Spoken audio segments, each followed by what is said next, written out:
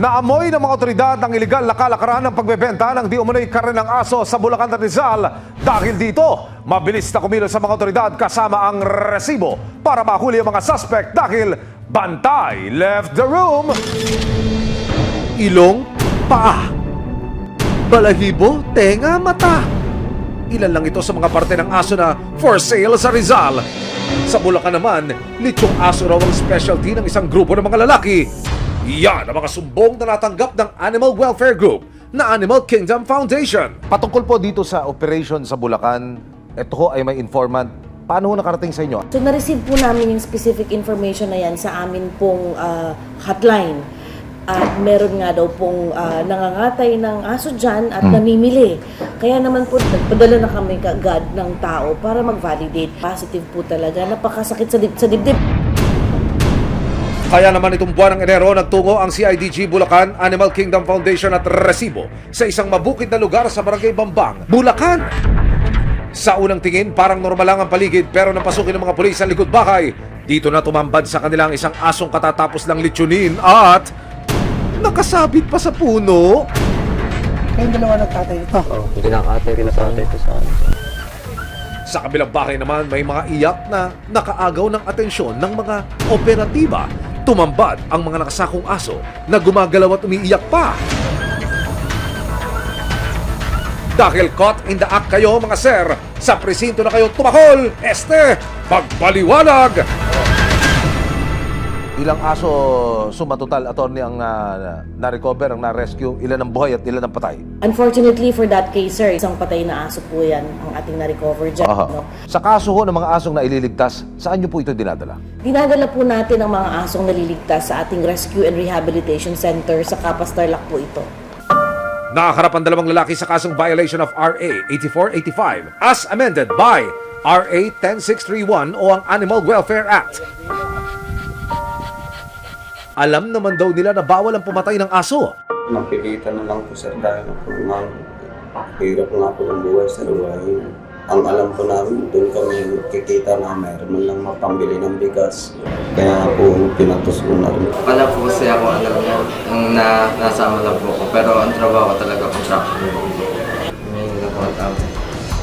Kasalukuyang nakapagpiansa ang dalawang suspect pero patuloy pa rin ang paglilitis sa kanilang mga kaso.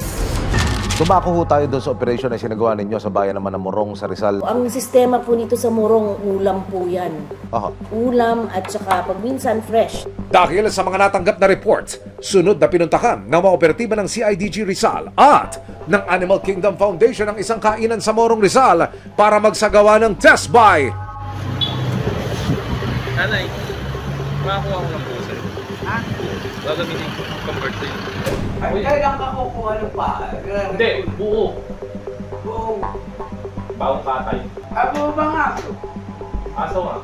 Isang hinihinalang ulo ng aso ang nabili ng mga otoridad nang ipasuri sa National Meat Inspection Service o NMIS. Kumpirmado, ulo nga ng aso ang nabili sa isinagawang test buy ng mga otoridad. Kaya naman itong July 23, 2024, kasama pa rin ang resibo. Ikinasana ng mga otoridad at Animal Kingdom Foundation ng entrapment operation.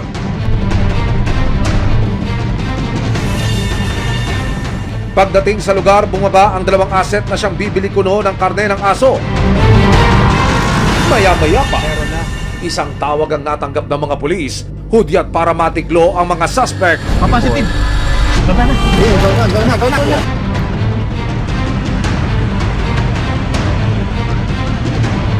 Pagdating sa bahay, nadatnan nila sa isang mesa ang iba't ibang parte ng aso na chinap-chop na. Nang buksan ang isang plastic, tumambad sa kanila ang 8 pirasong paa ng aso. Pero ang ginang, nais pa yatang lumusot. Iisa lang daw ang asong kanilang kinatay kahit na 8 paa ang nakalatag sa mesa. Mutant aso po ba? Yarn!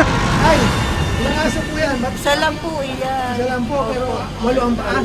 Ay ano po ito, parang pusang galing ito pa, pero isa lang po iyan. Isang na po ulo.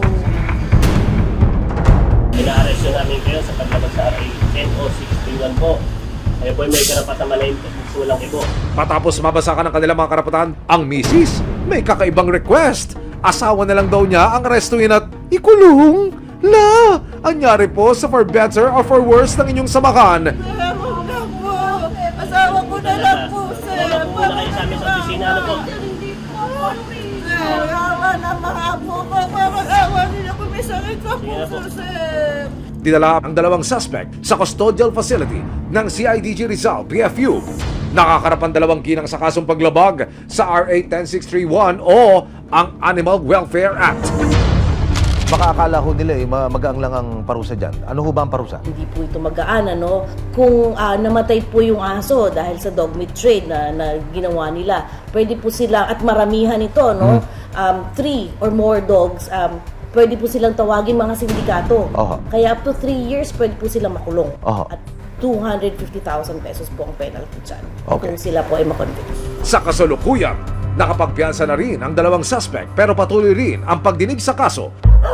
Makalipas ang mahigit 3 buwan, binisita ng resibo ang Animal Kingdom Foundation Sanctuary sa Capas Tarlac para makita ang kondisyon ng mga asong nasa gip mula sa mga leksiyonero ng Bulacan. Nakapag-rescue po tayo ng 4 na dogs sa Barangay Bambang, Bulacan, Bulacan.